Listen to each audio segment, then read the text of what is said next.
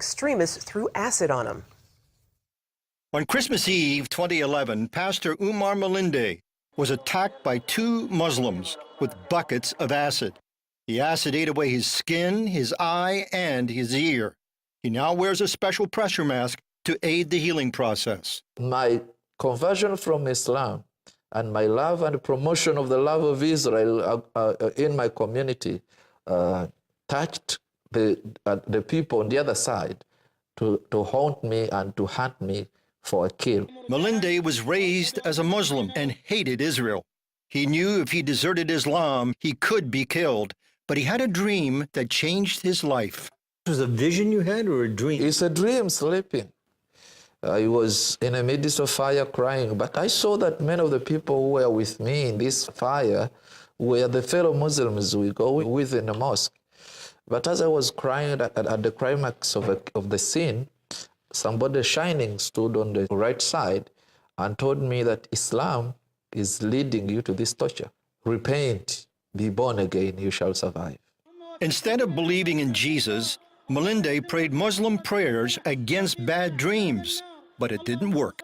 And after that, I went back to my place, and the dream came again. The following day, I took myself to the church, and I gave my life to Jesus. Malinde became a successful evangelist, winning other Muslims to the Lord.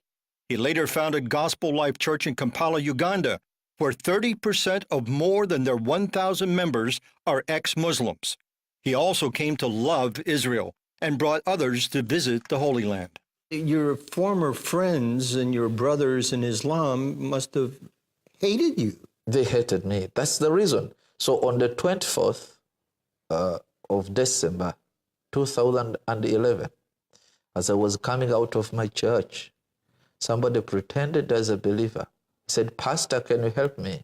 He wanted my attention, my full face, yet he had a bucket of acid in his right hand. As I was turning like this, the Spirit of God in me told me, he's a wrong person. So I turned my face to enter my car quickly to drive away. As I was approaching my car, he poured a bucket of acid on my head. Oh. So I felt like I'm being thrown into hell. I felt fire from up to down to my toes. And I was like, something is cooking me. And they shouted, Allah Akbar, Allah Akbar, Allah Akbar, 3 times. I realized that I have fallen into the ambush of Muslim terrorists.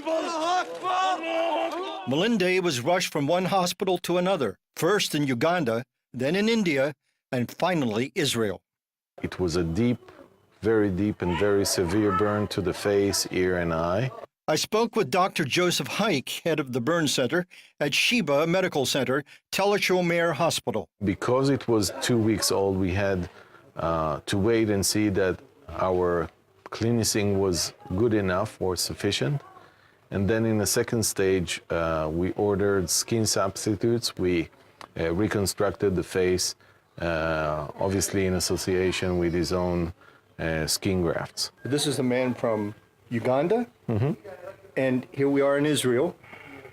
So why would you take him in here? There's no difference, and we do not discriminate between age, race, origin, religion, or whatever.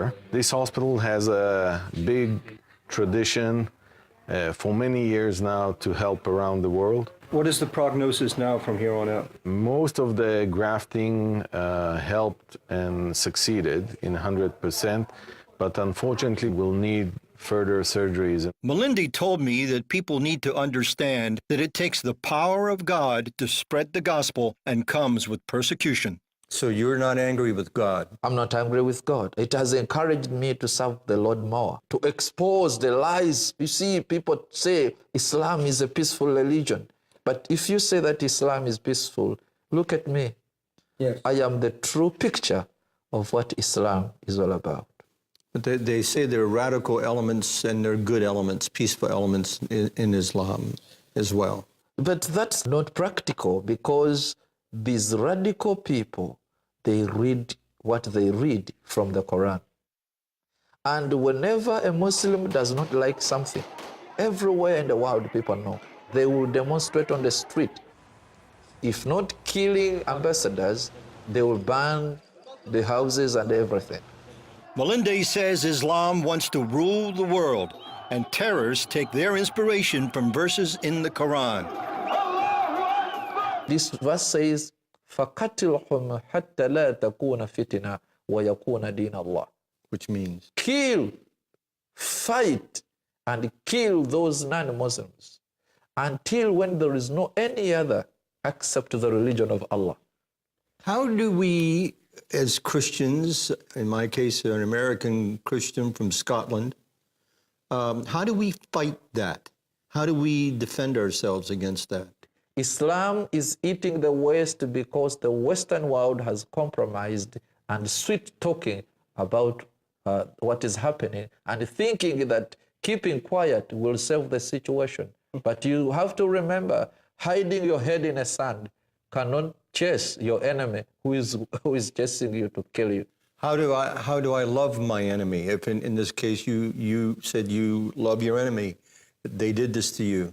The best way to love your enemy, in this case, to love the Muslims, is to preach the gospel of Christ to them. If we take the gospel to them, at whatever cost, we are loving them.